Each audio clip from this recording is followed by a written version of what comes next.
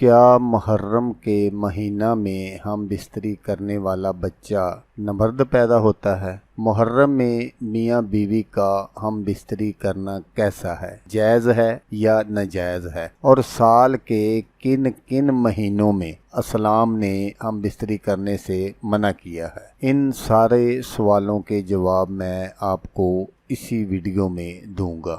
أعوذ بالله من الشيطان الرجيم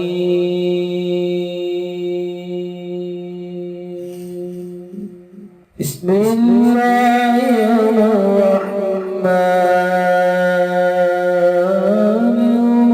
الرحيم۔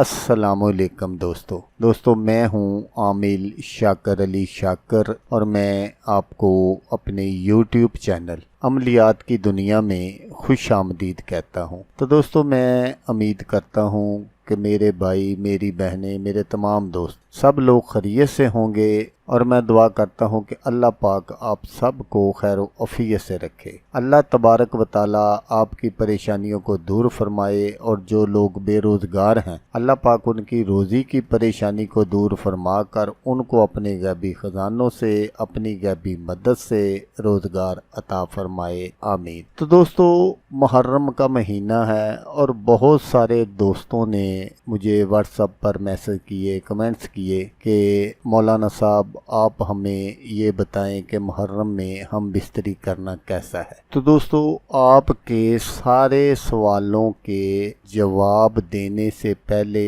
آپ میری یہ بات غور سے سن لیجئے گا، تاکہ آپ کو ان سوالوں کے جواب سمجھنے میں آسانی پیدا ہو۔ اسلام نے 12 مہینوں میں کن کن موقعوں پر ہم بستری سے منع کیا ہے؟ نمبر 1، جب عورت حیض کی حالت میں ہو اس وقت ہم بستری کرنا منع ہے۔ دوسرا موقع ہے جب بچہ پیدا ہوتا ہے تو عورت کی شرمگاہ سے جو نفاس کا خون جاری ہوتا ہے اس وقت بھی ہم بستری کرنا منع ہے۔ اس کی جو مدت ہے وہ 40 دن ہے، لیکن کم کی کوئی مدت نہیں ہے کہ وہ جلدی بھی رک جاتا ہے۔ اس کے بعد اگر عورت اعتکاف میں بیٹھی ہو تو اس سے بھی اسلام نے ہم بستری کو منع فرمایا ہے۔ اسی طرح اگر مرد یا عورت عمرہ کرنے گئے ہیں یا حج کرنے گئے ہیں اور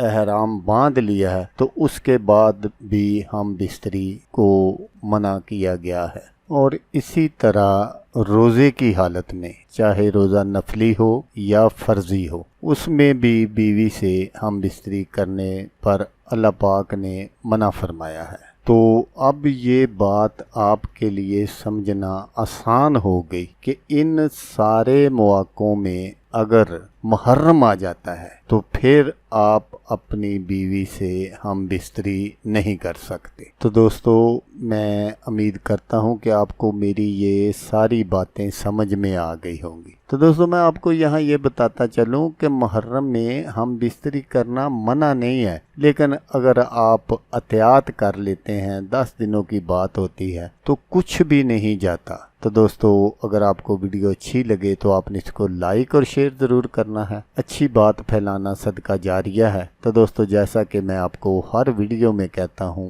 اس بار بھی کہوں گا کہ آپ نے اس ویڈیو کو دیکھا، اس کے لیے آپ کا شکریہ۔ دعاؤں میں یاد رکھیے گا۔ اللہ حافظ، اللہ حامی ناصر۔